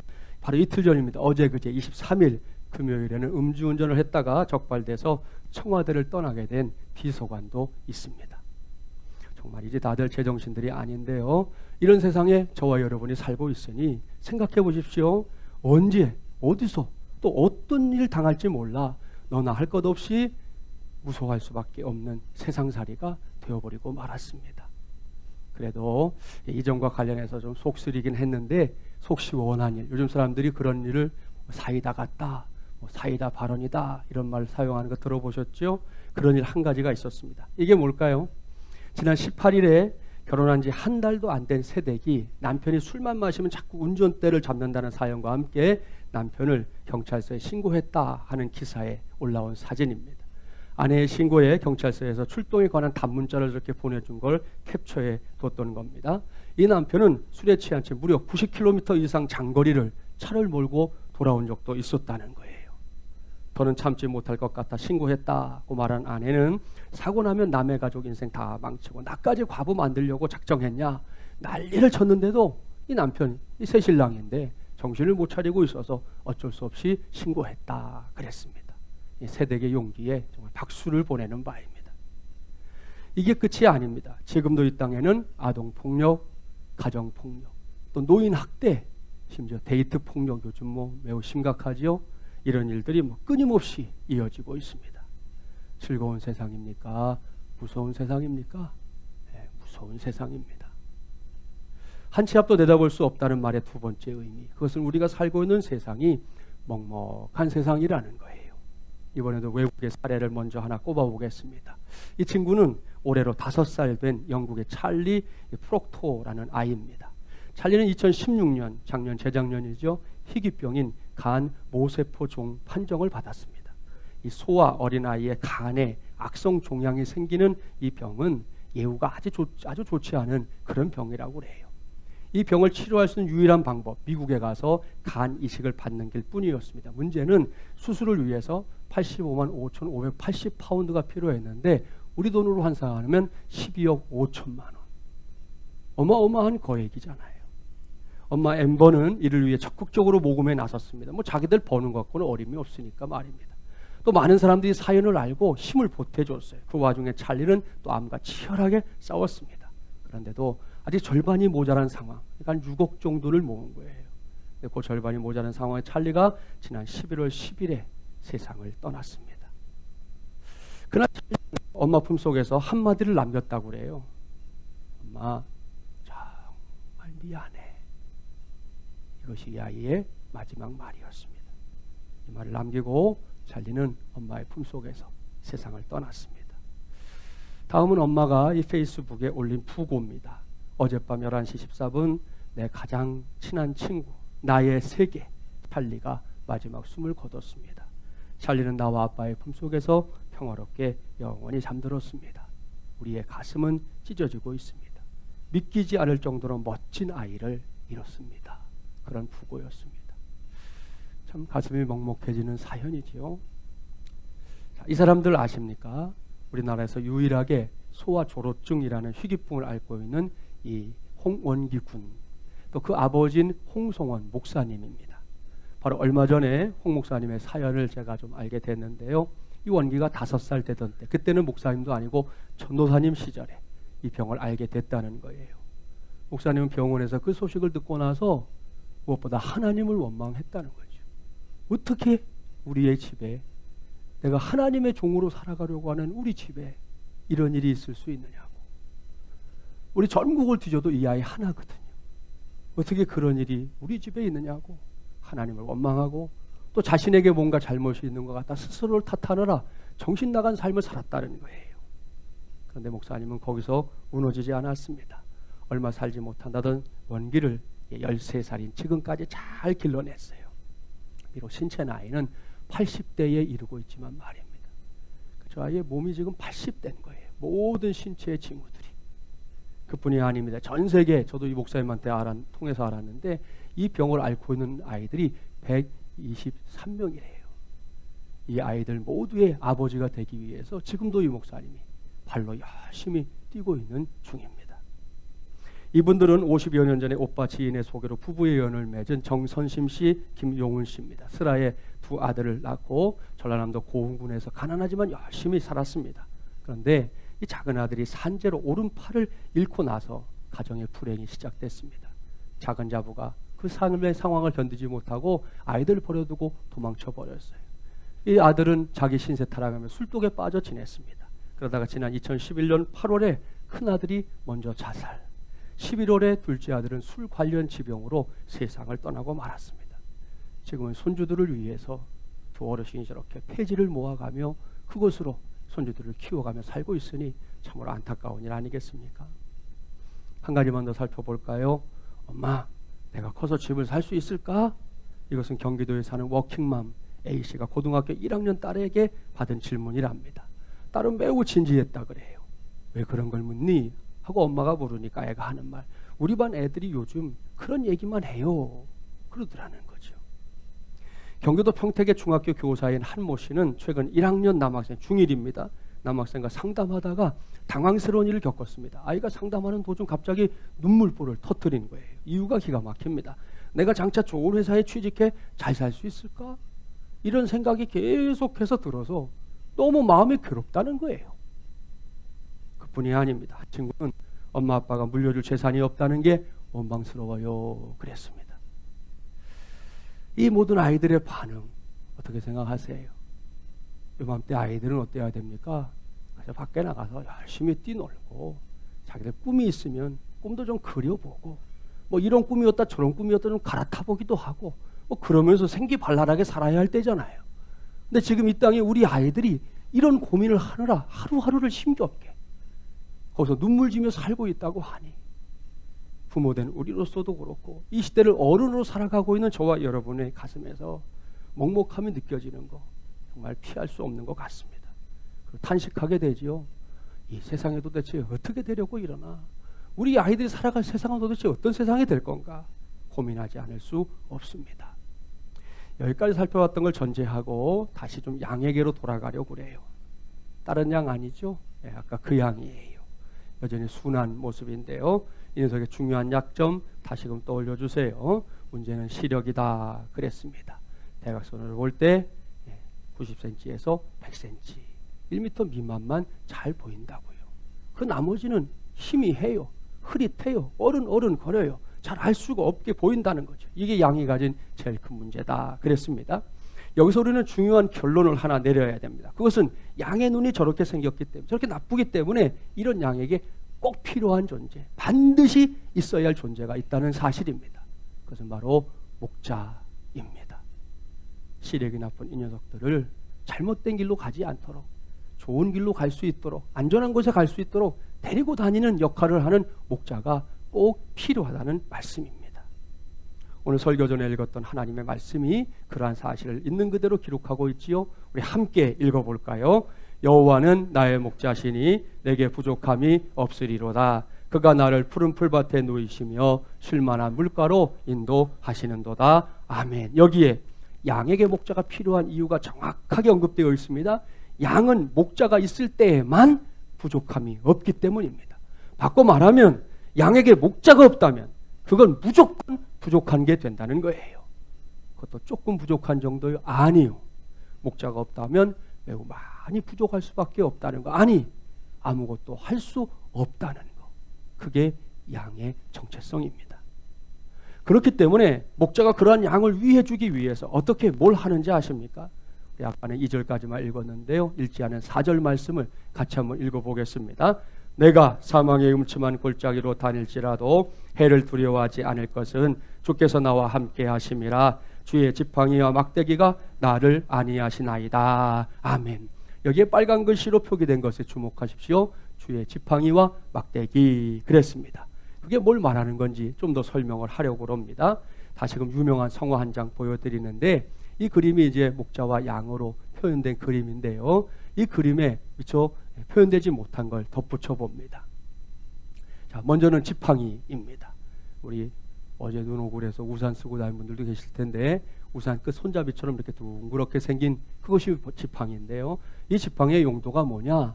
말씀드리는 눈이 나쁘잖아요, 양이. 그래서 들판을 다니다가도 웅덩이가 있으면 이걸 못 보고 빠지는 경우도 있고, 비탈 같은 곳에 미끄러져서 거기에 일정한 곳에 걸려서 있는 그런 경우들도 있는 것이죠.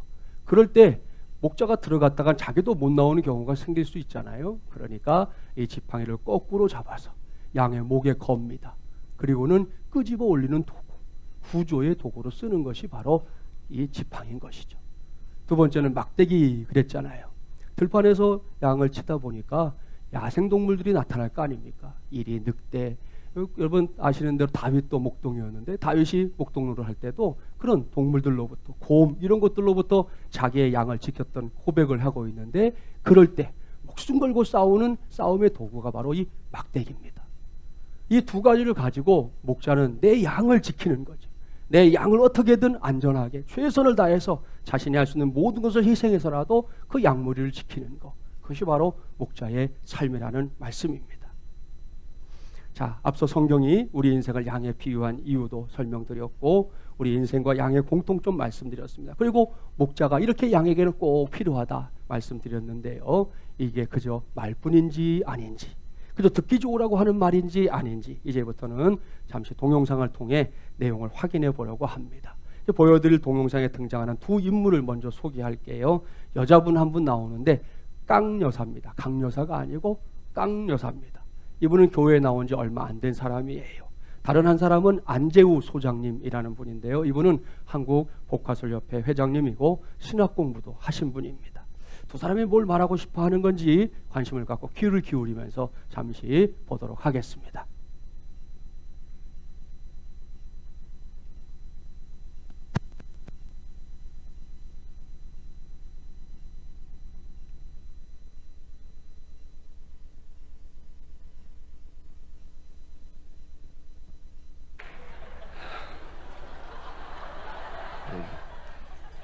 어디야? 기도해. 어디? 다니엘 기도해. 기도해. 할렐루야. 네. 여기 많이 오셨네. 네. 오늘 전 세계적으로 이 방송이 지금 나가고 있어요. 진짜로? 47개국의 방송이 된다고 합니다. 맞죠? 47개국. 오 마이 갓. 그래. 네. 진짜로? 네, 11,200교회가 참여하는 이 우리 다니엘 기도회, 한국의 기도의 흐름을 지금 주도해 가고 있습니다. 할렐루야! 네, 오, 주여! 네, 아이고, 오늘 이 자리에 오신 여러분, 네, 잘 오셨습니다. 하나님께서 역사하시고 하나님께 영광을 돌리는 멋지고 아름다운 시간이 되기를 간절히 바랍니다. 네. 할렐루야! 네. 네, 이분은 세신자예요. 네. 여러분, 주여! 그만하세요. 우리 깡 여사님은 할렐루야! 네, 믿습니다. 네. 주시옵소서! 그만하세요. 이렇게 하는 건 낫지? 네. 아이고, 잘 놀라서 그래요. 네. 세신자예요. 네, 알겠습니다. 네. 우리 깡 여사님. 우리 다니엘 기도회가 하나님께 영광이 되고, 이 다니엘 기도회를 통해서 하나님의 역사하심을 보고 하나님께서 살아계신 것을 증거하는 그런 기도회가 되기를 이 강여사가 간절히 바랍니다. 네. 할렐루야. 네. 여러분 믿습니다. 네. 주여 그러세요. 네. 이렇게 하는 건 낫지?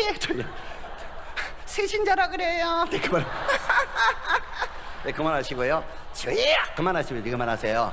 잘하고 있지? 네. 전 세계로 방송이 된다 이거지? 네. 헬로! 그만하세요. 네. 자, 그만하세요. 자, 사와디캅! 그만하세요. 네, 잘하고 있지? 네네. 우리 여기 모든 분들한테 인사해야지. 네네. 여러분, 네, 당당하시기 바랍니다. 당당. 아멘. 오, 예수 안에 있으면 네, 당당하게 살 줄 믿습니다.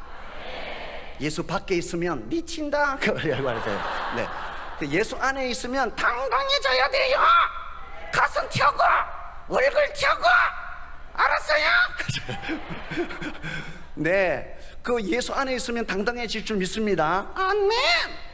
기도할 수 있잖아요. 뭐가 그렇게 걱정이야? 뭐가 그렇게 염려가 되냐고? 하나님 살아계시잖아요. 말로만 살아계시냐? 네. 말로만 살아계시는 너 아니야? 살아계신 하나님이 우리 아버지인데 기도할 수 있는데 기도함으로 승리하시기 바랍니다. 할렐루야. 아멘. 기도해야 합니다. 기도할 수 있는데 왜 걱정하십니까? 기도하면서 왜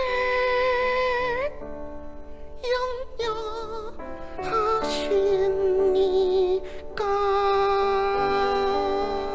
와우! 땡큐! 여러분 예수 안에서 행복하시기 바랍니다. 아멘. 행복하려면 웃어야 돼요. 얼굴들을 보세요. 이상하잖아. 얼굴 튀어요. 웃어야 행복해요. 예수 안에 있으면 웃게 될 줄 믿습니다. 그게 바로 정상인 거야. 정상적으로 살아. 그만하세요. 네. 여러분 이분은 깡여사. 네, 깡여사는 새신자야. 그만. 그래서 예수를 믿으면 웃게 돼요. 월요일부터 주일까지 항상 웃게 되는 줄 믿습니다. 월요일은 월요일이니까 웃게 돼. 화요일은 화가 나도 웃게 돼. 수요일은 수시로 웃게 돼. 목요일은 목숨 걸고 웃게 돼. 금요일은 금방 웃고 또 웃어. 토요일은 토할 때까지 웃고. 자, 주일날은 주구장창 웃는 날인 줄 믿습니다. 할렐루야. 아멘. 예. 사람을 보면 미친다. 사람을 보고 살면 죽는다. 못 살아. 웃을 수가 없어요. 돈을 보고 살면 돈다. 그만하세요. 명예와 권력만 따라 살면 오래 못 간다. 그거 웃을 수가 없어요. 하나님이 살아계신 것을 믿으면 웃게 되는 줄 믿습니다. 믿으면 웃게 되는 줄 믿습니다. 하나님이 살아계심을 믿으시기 바랍니다. 어떤 환경이 닥쳐와도 어떤 상황이 우리에게 닥쳐와도 언제든지 웃게 되는 능력은 바로 하나님께 있습니다. 하나님께서 우리에게 믿음 주시면 웃게 돼요. 참된 행복을 놔두고 참된 기쁨을 얻습니다. 믿음은 바라는 것들의 실상이요 보지 못하는 것들의 증거가 된다고 했어요. 보지 못하는 하나님을 어떻게 믿을 거요? 어떻게? 보이지 않는 천국을 어떻게 믿을 거요? 어떻게? 하나님이 주시는 믿음이 있으면 보이기 시작해요. 믿음이 있으면 확실해져. 믿음은 우리의 실상이요 증거가 되나니 오늘 이 가운데 기도하고 싶어 죽겠네. 뭐라고 기도하고 싶어요? 오늘 이 방송을 보는 여러분, 이 자리에 오신 여러분, 하나님께서 주시는 믿음으로 성령의 충만으로 충만하시기 바랍니다. 할렐루야. 주여 주시옵소서. 여러분, 아저씨! 왜요? 저기 저 아저씨. 누구? 저분요? 안경 끼고. 손 한번 잠깐만 들어주시겠어요? 예, 저분 맞아요? 맞죠? 왜 갑자기요? 달 나가지고. 누구를? 우리 남편. 야! 남편 아니에요. 달 났잖아. 여기까지 따라왔냐? 그 말이죠. 야 인간아! 남편이라고 생각하고 한마디 하세요. 끌고 나가세요. 그 말이죠. 아이고 죽겠네. 내가 참고 살았어요. 참고 넘기고 나도 어떻게 참았는지 살았는지 생각하면 나도 전 독한 년이야. 아이고 누구 때문에 힘들게 사셨어요? 그 새끼. 자자 욕하지 마세요. 여기 다니엘 기도회인데요. 주여 이 주둥아리를 지켜주시옵소서. 주여 욕을 끊게 하여 주시옵소서. 믿습니다. 이 주둥아리. 주여. 지금 누구 욕한 것이 누구 욕한 거예요? 남편. 내 편 아니야. 살아보니까 나 내 편이야. 누구 편이든가요? 옆집 아줌마 편이야. 아이고 인간아. 그 말하세요. 남편이 어떤 분이세요? 내 인생의 네 로또야.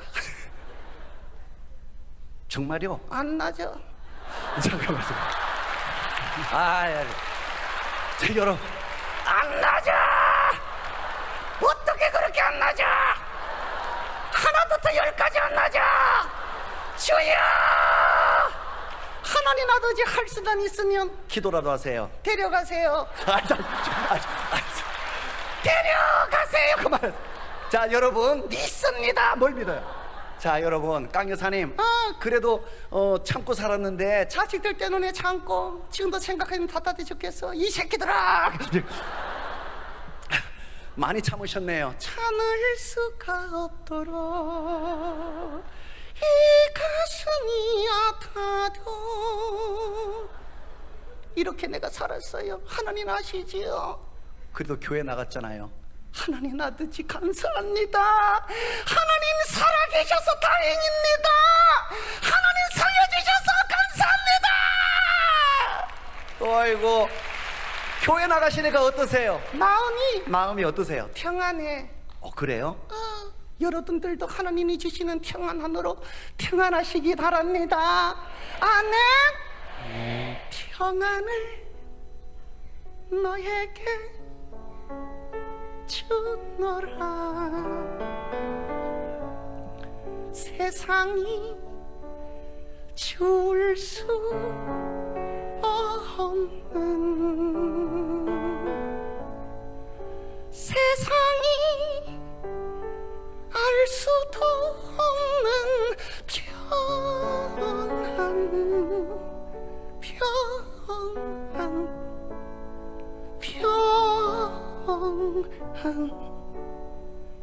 평안을 여러분께 드려요. 아멘. 나는 믿어져요. 하나님이 살아계신 게 믿어져요.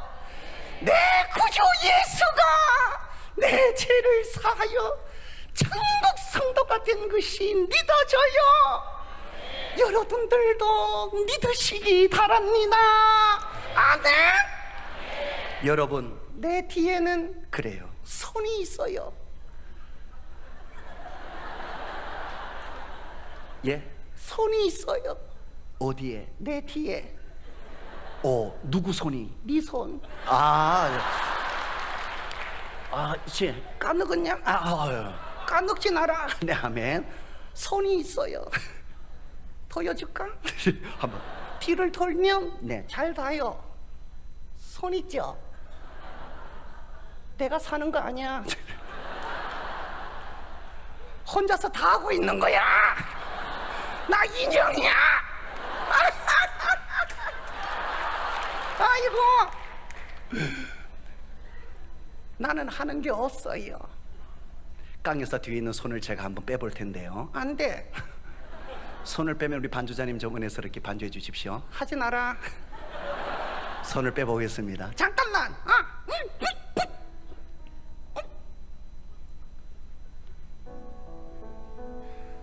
깡 여사 뒤에 있는 손은 이 손입니다. 이 손이 다 한 겁니다.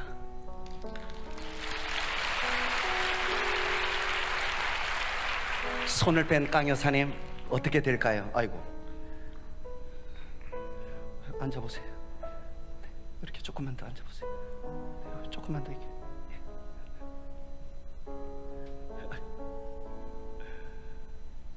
아무것도 아니죠. 깡 여사는 자기가 말하고 자기가 움직인 걸로 착각했을 수도 있어요. 잘못 생각한 겁니다. 손이 다 한 겁니다. 깡 여사 뒤에만 손이 있는 것이 아니라 여러분 뒤에도, 이 방송을 보시는 여러분 뒤에도 손이 있습니다. 그 손은 하나님의 손입니다.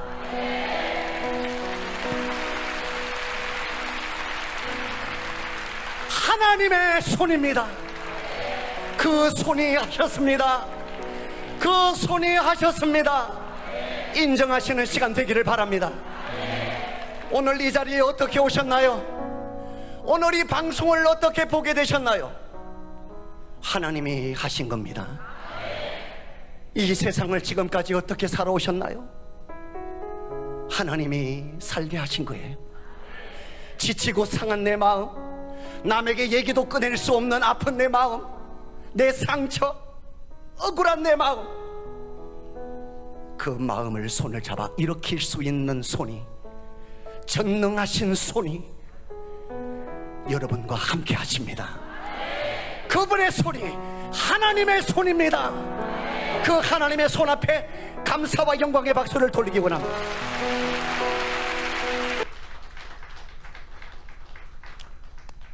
잘 보셨죠? 목자가 과연 양에게만 필요합니까? 내게는 필요하지 않습니까? 안재호 소장님이 말하고 있는 하나님의 손, 나와는 정말 상관없는 것입니까? 나는 그것 없이도 살 수 있습니까? 여기서 질문해 보겠습니다. 내 인생이 정말 나의 것입니까?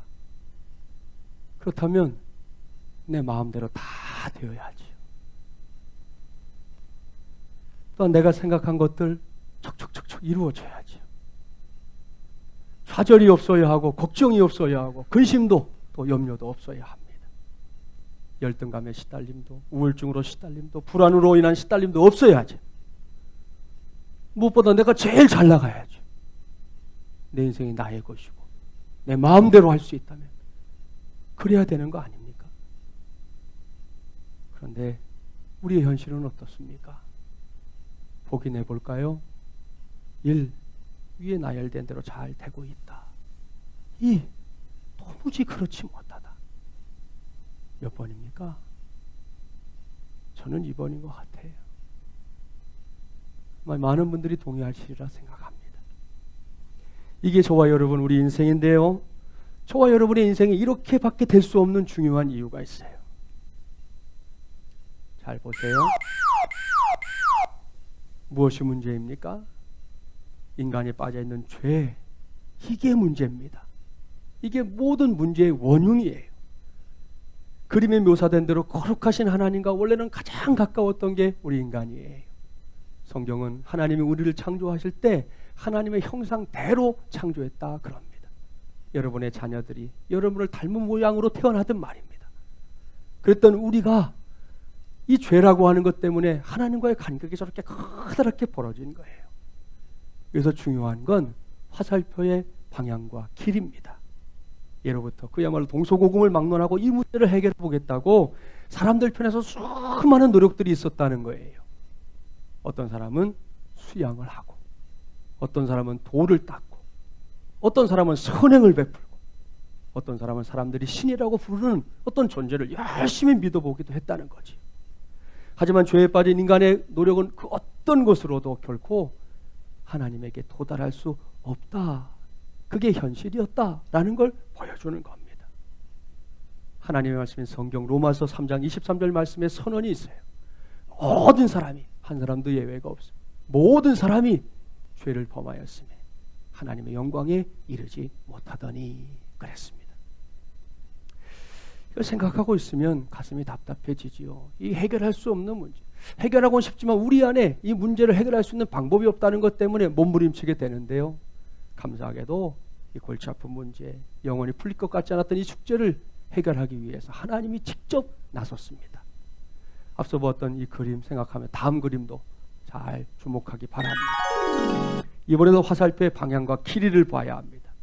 자, 이번에는 사람의 편에서 화살표가 출발하지 않았습니다. 그렇죠?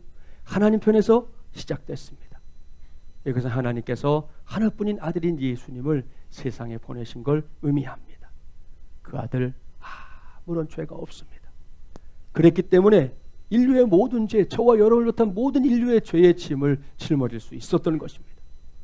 그렇게 예수님은 최악의 형틀로 꼽히는 이 십자가 위에서 물과 피를 다 쏟아가며 처절하게 그리고 완전하게 죽어주셨습니다. 그것이 바로 이 사건이죠.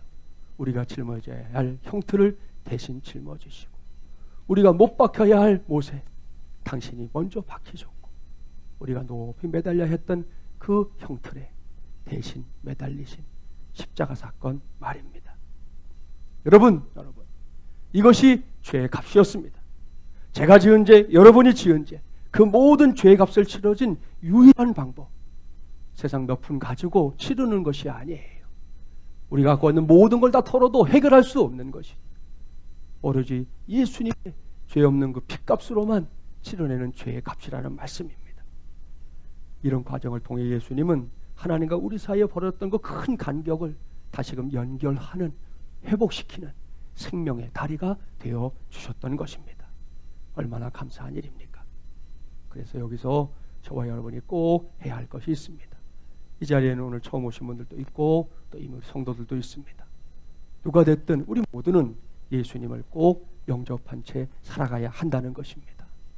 하나님의 약속을 여러분에게 공개합니다. 영접하는 자, 곧 그 이름을 믿는 자들에게는 하나님의 자녀가 되는 권세를 주셨으니 요한복음 1장 12절 말씀입니다. 이 말씀에 따르면 영접한다는 거, 그게 믿는다는 거예요. 그러니까 믿는다는 것은 말로만 믿어요가 아니라 우리의 삶 속에 예수 그리스도를 받아들이는 것, 그것을 인정하는 것. 아까 하나님의 손 보셨죠? 내 뒤에 주님의 손이 있다는 걸 인정하는 것, 그것이 영접하는 것이고 그것이 믿는 것입니다. 그렇게 하면 하나님의 자녀가 된다, 이 정도가 아니고 하나님의 자녀로서 누릴 수 있는 권세를 주신다, 그것이 우리 하나님의 약속입니다. 아무쪼록 저와 여러분 모두가 이 약속의 주인공들 되시기를 주님의 이름으로 축복합니다. 우리 가운데 오늘 교회를 처음 걸음하신 분들에게도 그와 같은 축복의 약속이 함께 하시기를 주님의 이름으로 간절히 바랍니다. 그러기에 어떤 경우에라도 앞으로 살면서 잊지 마십시오. 하나님은 당신을 사랑하십니다. 그것도 죽도록, 죽기까지 사랑하십니다. 이것은 막연한 기대가 아니라 현실이에요. 사실입니다. 더불어 하나님은 당신을 향한 놀라운 계획을 갖고 계십니다. 그러니 주저하지 말고 어서 서둘러서 하나님과 함께 동행하는 그 인생길에 뛰어들기 바랍니다. 하나님의 사랑이 저와 여러분 모두의 줄 믿습니다. 말씀을 마치기 전에 여러분의 다시 한번 하나님의 사랑을 새길 수 있는 기회를 드리려고 합니다. 이 사진의 주인공은 호주 퀸즐랜드주에 사는 23살의 심슨 씨입니다. 그런데 몰골이 좀 이상하죠? 좀 확대해 볼게요. 아무 생각 없이 보기에는 너무나도 이 처참한 모습입니다. 더군다나 여인의 몸으로. 무슨 일이 있었던 걸까요? 심슨 씨가 지난 10월 11일 자가용을 타고 집으로 향하던 중에 갑자기 비가 내리기 시작했습니다. 당시 차에는 심슨 씨의 할머니 그리고 태어난 지 4달 된 딸이 타고 있었습니다.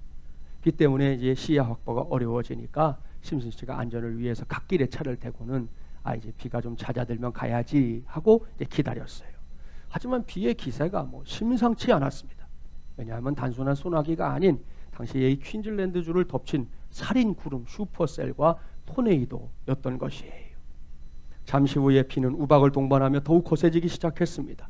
심슨 씨는 우박이 유리창을 뚫고 들어올까 두려웠어요. 그런 마음을 막 먹었을 그때였습니다. 테니스 공만큼 커진 우박이 차 창문을 산산조각 내고 안으로 쏟아지기 시작했습니다.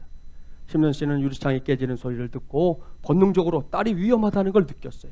찰나의 순간 심슨 씨는 딸이 있는 뒷좌석으로 몸을 던졌고 차 안으로 쏟아지는 거대한 우박들을 자신의 등으로 저렇게 다 받아냈던 겁니다.